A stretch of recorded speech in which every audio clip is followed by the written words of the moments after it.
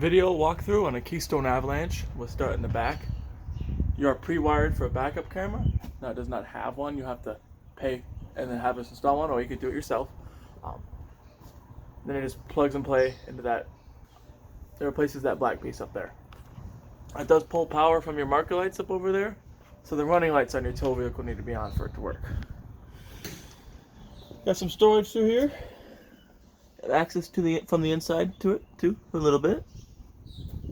Got a receiver in the back. It's not meant for towing. They usually have, like, this one has a 300 pound, 500 pound. Let's see, 300 pound capacity.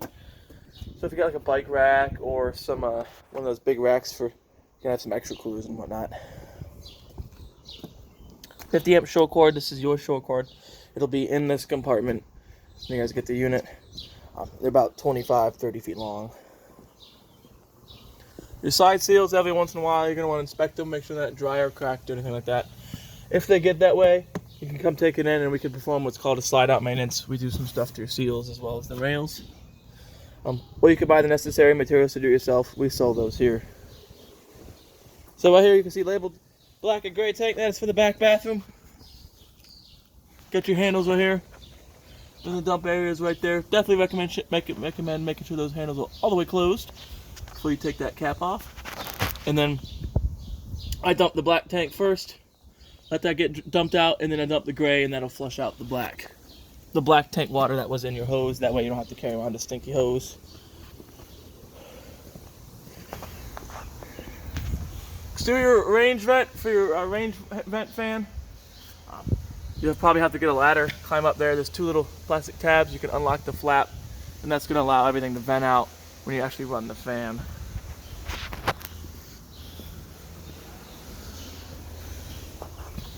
Just a quick look. Here's your other dump area. All the valves are going to be up front. Let's make sure this cap gets put on for you folks. Right here. Furnace. This is your exhaust for your furnace. Keep it clean. Clean in here quite often. They do make screens for that. They don't recommend you run them with the screen on, but I see people do it all the time. It should really be no big issue.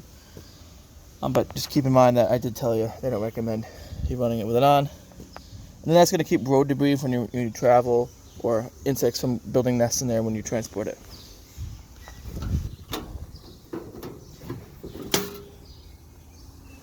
Water heater, super simple to use. The only thing you'll have to do when you get this to use it, take your anode rod, thread it in there. I'll get it even started by hand for you.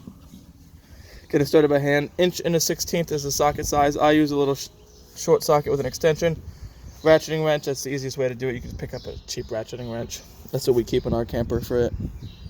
Once it's snug, as soon as you hook up water to it, whether it be from your fresh tank or from your city, it's going to automatically start filling, and then you'll be able to turn it on. If you want to run it on electric, make sure the switch on here is on the outside for electric. Other than that, I recommend draining it after every big trip. You don't want it sitting halfway full of water to start to get stagnant. So before you pull your anode out to drain it, pull your pressure relief. Once water stops squirting out of here, snap it closed, then you can pull this out. If you neglect to do that, you're going to get a bath. Other than that, clean in here, and then clean down in there. Clean this whole thing quite regularly.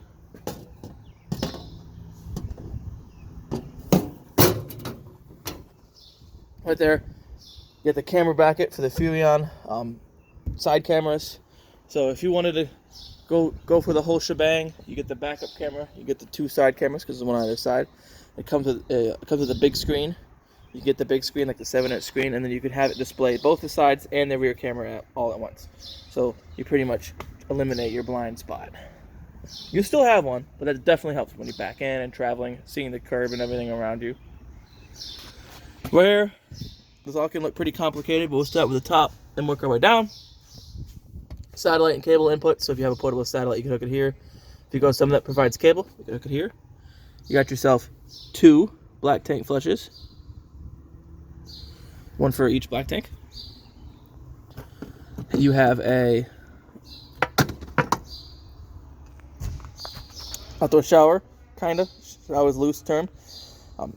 You could buy a garden hose sprayer thing on the end of that. You'll be able to spray it. Water heater bypass. So if you do your own winterizations, if you turn it to on It's bypassing the water heater, so no water or antifreeze will get into the water heater. Filling your tanks, so if you have it to fill, when you have your city water hooked up, it's going to fill your tanks. Right? Have it to normal, you'll be running off of city water pressure. Now when you're filling your tanks, you got right here a tank vent. If you start seeing water squirt out of here, you've waited too long. Monitor its progress from the monitoring panel. Don't wait until you hear the rush of water to turn off the water while you're filling the tank. And then winterize, if you turn it to on, I do believe this one is your winterization. It might be the city. Sometimes they move stickers and put them here, but you have the freeze guard winterization system, which usually means it comes with its own connection. If you have an old hose, you cut off a couple feet of it. You can screw it into here, stick it into your gallon of antifreeze, turn your pump on, and then it'll pump from there instead of pumping from your fresh tank. Because some people winterize by pouring it in their fresh tank, and that's just not the right way to do it. Then you have handles, black tank, and then 2 gray tanks. So black and gray are going to be for your front bathroom, and then this other gray tank is just going to be for your kitchen sink, and then you have a black and gray for the rear bathroom. And then this right here, your low point drains. When you're winterizing and you're blowing the lines out, you can crack those open and it'll kind of blow them out of there too. All right. There's a compartment right here. Pass-through storage. Got a couple cranks, backup cranks. Plenty of storage in here.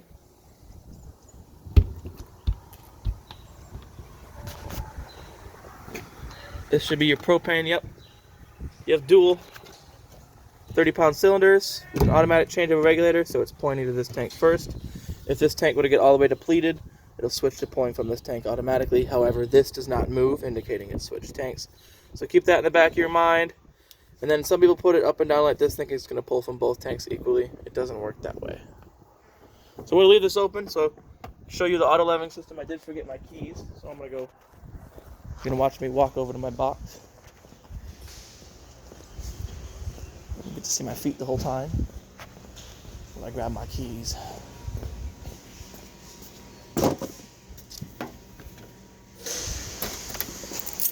Got them.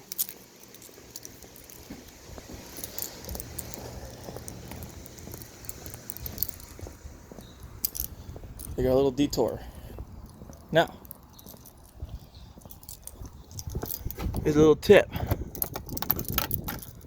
I always recommend when you do your leveling system that you have your steps, since they make contact with the ground, fold them out. Because, as you can tell, we're going to demonstrate the auto leveling, and the front needs to go down a bunch. And since the steps are touching the ground, if you move the camper, you might risk the steps twisting or bending. So I always have them fold up when I do it. Hit on, hit auto level.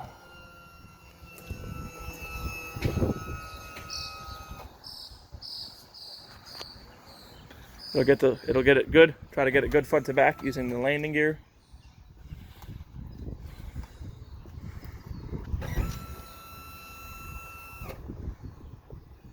Now when you're doing this, you don't want people running around inside here. You don't want people leaning against it. It'll shaking the camper or anything like that. It'll cause the leveling system to not level correctly. So while that's going, we can work our way around and we'll come back.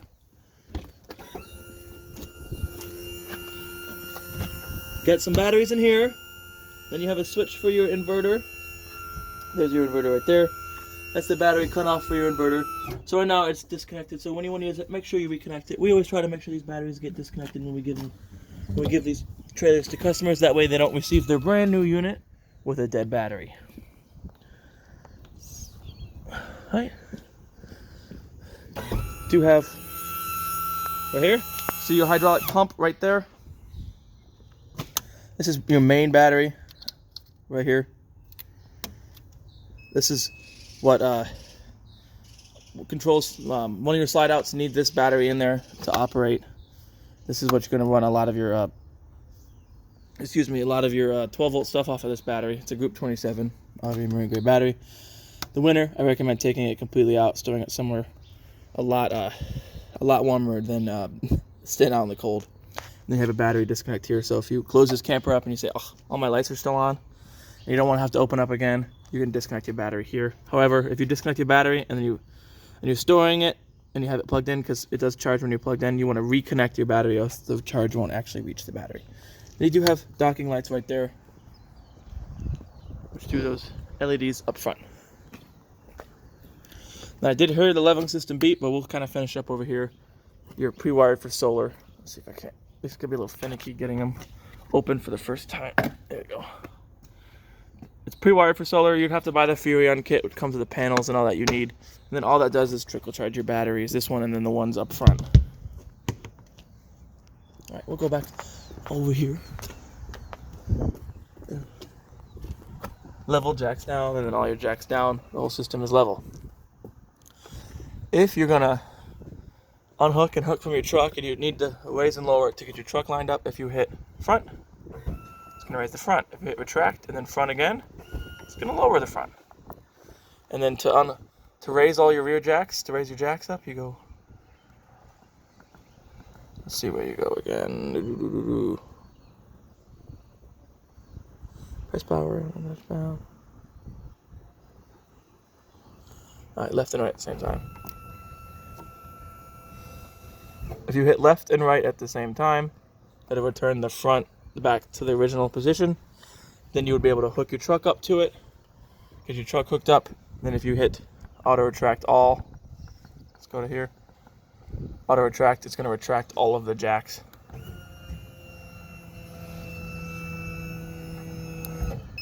And the reason I say do that when your truck's hooked up, because it will also retract the front ones, and you don't want this trailer being like that.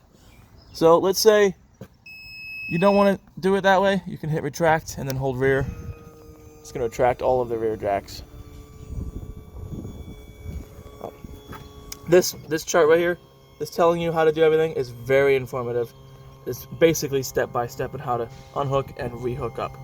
So in case you forget anything I told you, just consult it right here. And you can level jacks up. So the jacks are up. Then we hit retract and then turn it off. And then lock it closed. And then close this. And then we'll go back to the other side.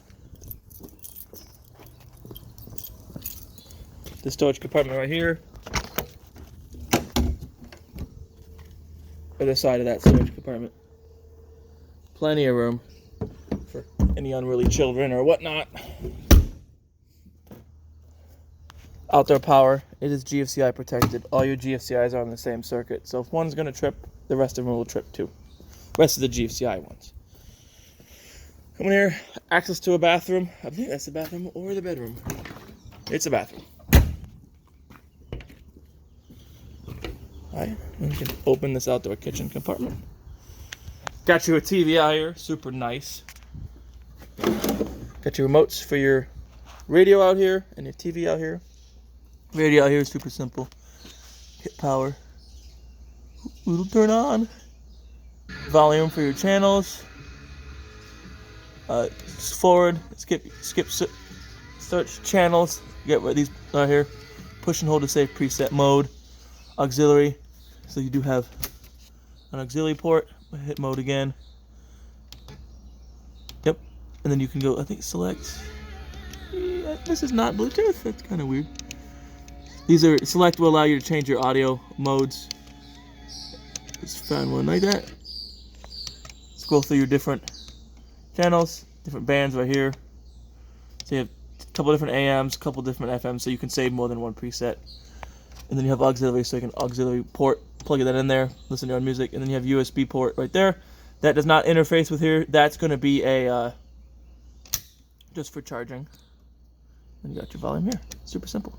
And then all your remotes for that right here.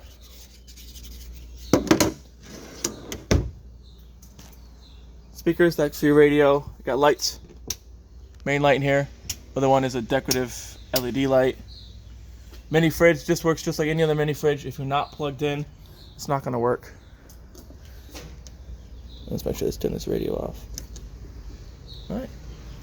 Now these struts have a lot of weight behind them. So I definitely recommend using two hands or standing aside, because if it would have slipped out your hand, hit you in the chin, that's not going to be good, because those are like 80-pound struts, and getting bopped in the chin is going to hurt.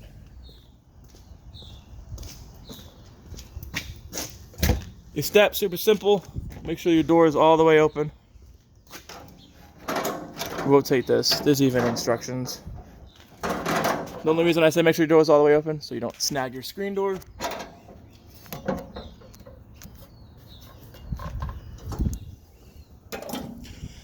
Now we're ready to go on the inside.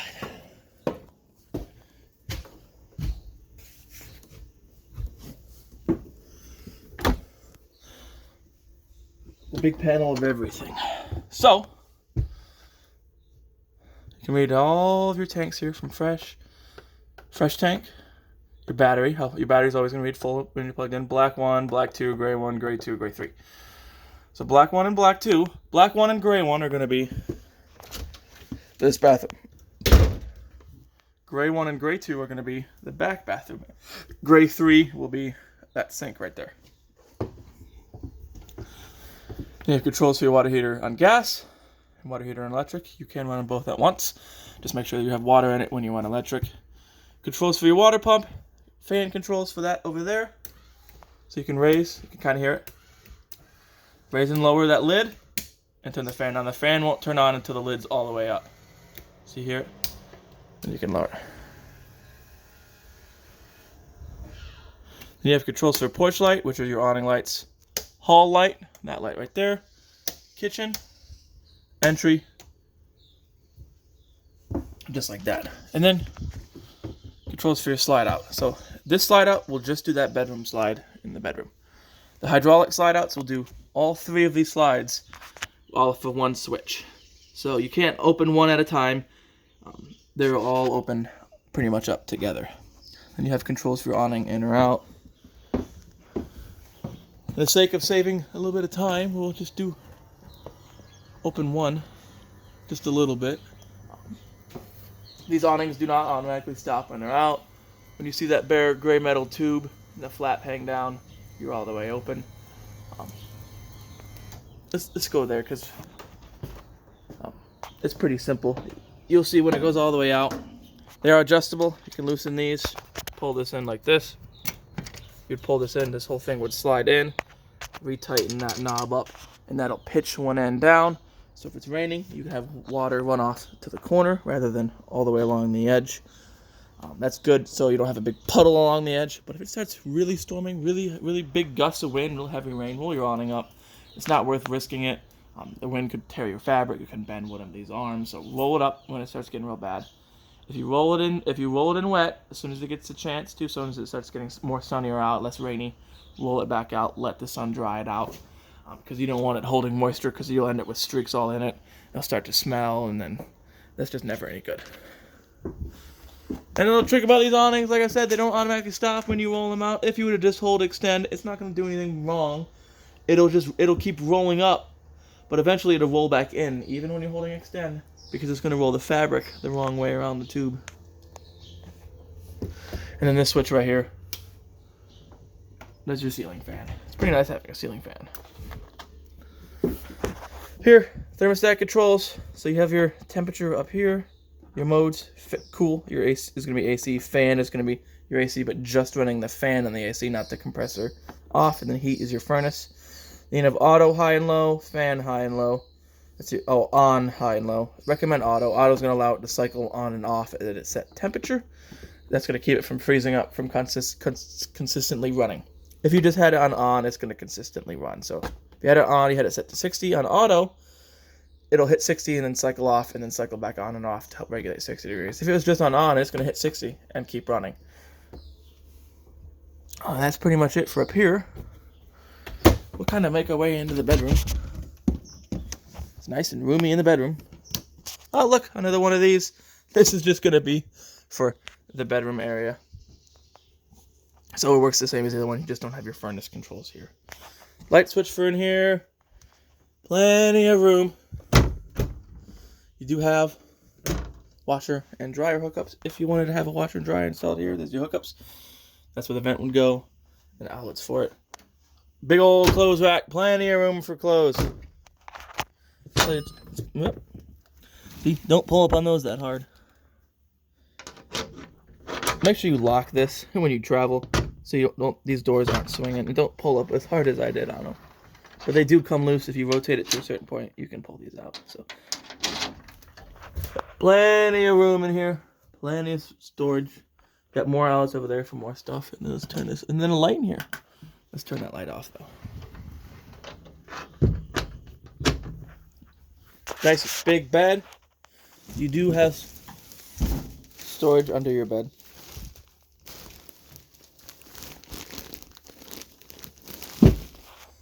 Spot to mount a TV. There's a backer right here. If you're going to buy a TV mount, double check how long the screws that came with it are. Usually they're too long. Then you have a power outlet and then cable and satellite outlet right here. Emergency exit, super simple to use. I'll demonstrate this one. They're all pretty much the same. Push it out. You can use it as a normal window like that. If it was an emergency, you'd push even more. Push pretty hard. Let that window swing freely. Grab here, yank it off, and then climb on out. This door right here, just like that other door, other closet door, it latches open. Make sure you latch it open when you travel. It's just a sliding door. You do have power outlet and then 2 USB ports over here too. Let's get this all lined up. There we go.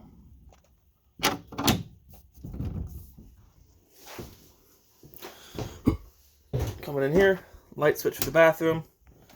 Toilet, super simple. As long as you're pushing this pedal, it's going to keep flushing. The nice thing about these toilets are they're porcelain, so it'll be like your toilet at home. Shower, nice, way nicer than my shower. Removable shower head, you know, for the hard to reach spots. Little cutout for sunlight, but it's also good if you're a taller person. You can stand up in these. And then, yeah, pretty simple. Make sure you latch it open when you travel so these doors aren't swinging all around. You might come back to glass everywhere. Resettable GFCI. That's the GFCI you reset if any of them were to trip. And then you do have plenty of storage in here, as well as another fan. This one you just crank open by hand, turn it on and off at the switch right there. Now let's close this. Let's turn the light in the bedroom off. Let's turn these lights off as we go. You can come through this door here. So this bathroom has 2 ways to get in. This will be more like your master bath. Come over here. USB ports into their outlet here. Lights for above here.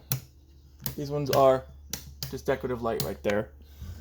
Plenty of cabinet storage in here. Plenty of countertop space throughout. Yep. Got a nice pantry right here. Plenty of room in the pantry as well as a light up in there too. Your fridge. Make sure when you travel you have this in. It just screws in. Unthread it.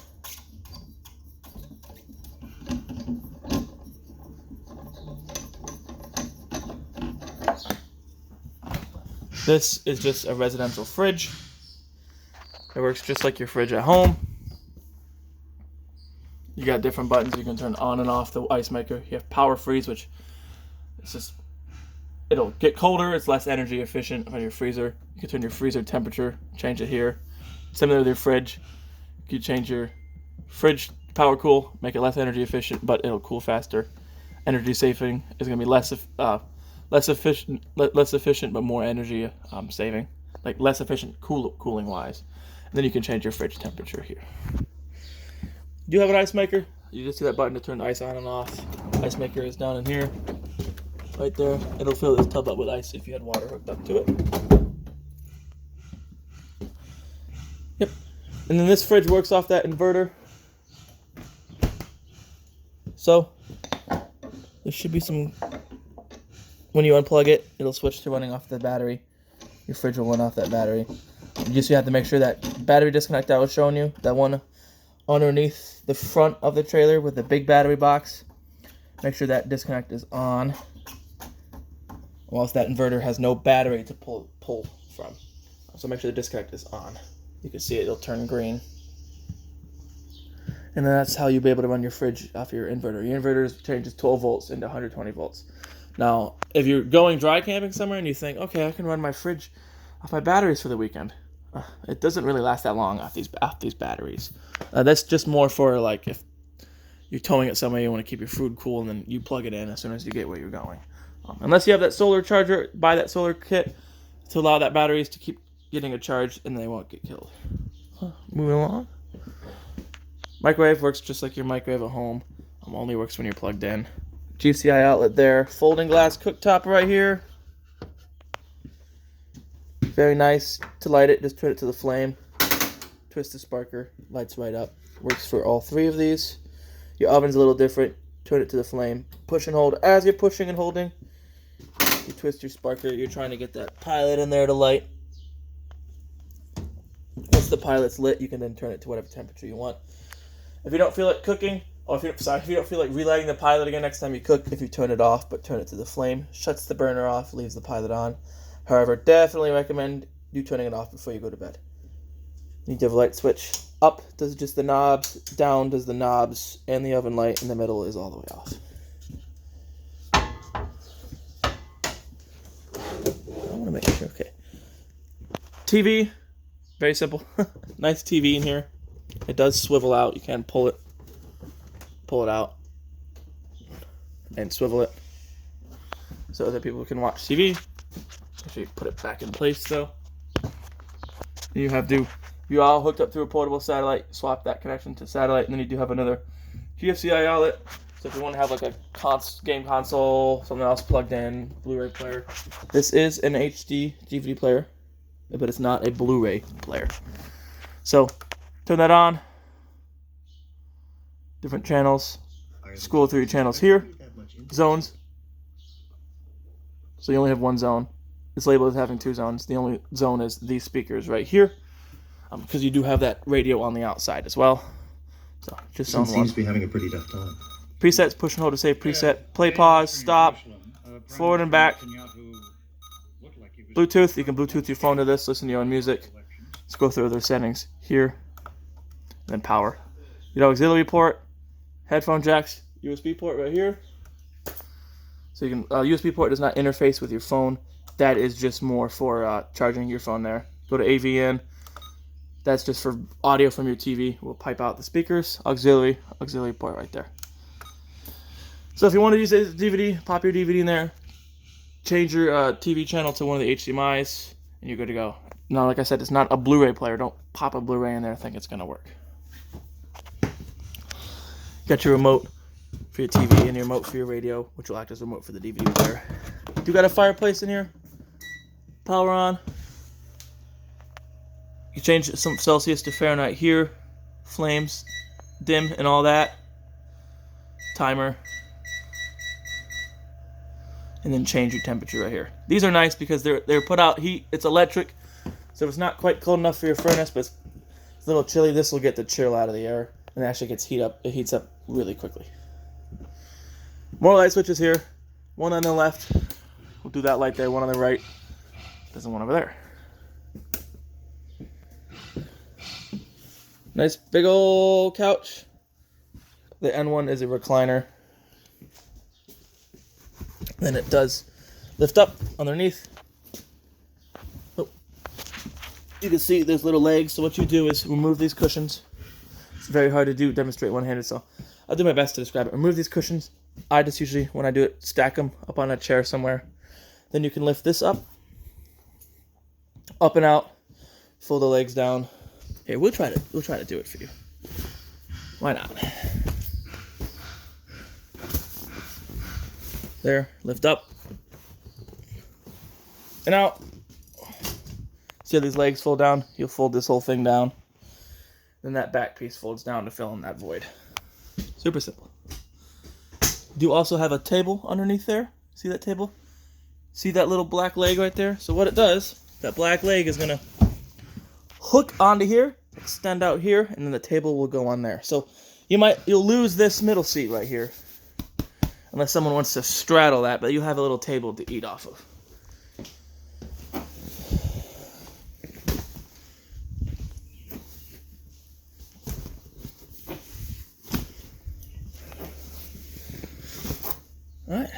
moving along. Nice sliding barn door right here.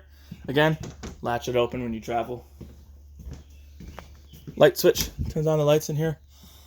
Lots of bunk space. You got room for maybe 1, 2, 3, 4, 5 people. This turns into a bed. Works the same way as that one over there does. Light switch turns on the lights in here. This does fold up, so you can latch it in the up position. Up or down, doesn't matter which way you travel with it. But if you're gonna sit in here and watch a movie or something, because there is a spot for a TV in here as well, you probably want this folded up for headroom. And then this is access to that storage I was talking about on the outside. And then second bathroom in here. Folds out. These steps fold out like the other ones. GFCI sink, just like your front bathroom. Toilet works the same way. Pedal, porcelain. Got a fan vent here. Works just like the one I was showing you in the beginning. And then your light switch in here. The nice thing about having a bathroom like this with a separate door is, if you have a guest over and you don't want them cutting through all the way your kitchen, going up in there, maybe peeking into your bedroom, they can just come in through here, and it's basically a bathroom, just access to from the outside. All right, well that concludes. Actually, you know what? We have a few more things. Got a fire extinguisher over there.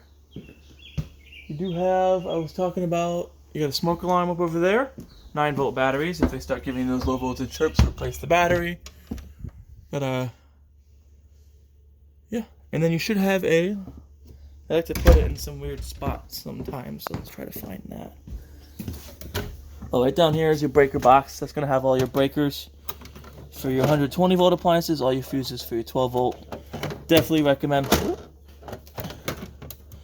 carrying some spare fuses with you, just in case something were to trip, you have something to fall back on. I'm looking for, right here. This is a propane and carbon monoxide gas alarm. Well, yeah. So if you were ever to lose power, sorry. If there ever be a propane leak, I don't know what I'm talking about. Propane leak, this will start alarming. If that were the case, call me, leave. Shut off the propane up the front, leave your door open, let it vent out. Then you can come back and investigate. It's hardwired to the 12 volt system, so if the battery up front starts to die, that'll give the low voltage chirps. If that were the case, plug this camper and get it plugged, charged up. Alright, well that concludes the video tour of your Keystone Avalanche. I hope you guys really found this video informative. I hope you guys really enjoy this camper. I really like the layout of it. Hope you guys get a lot of good use out of it, and goodbye.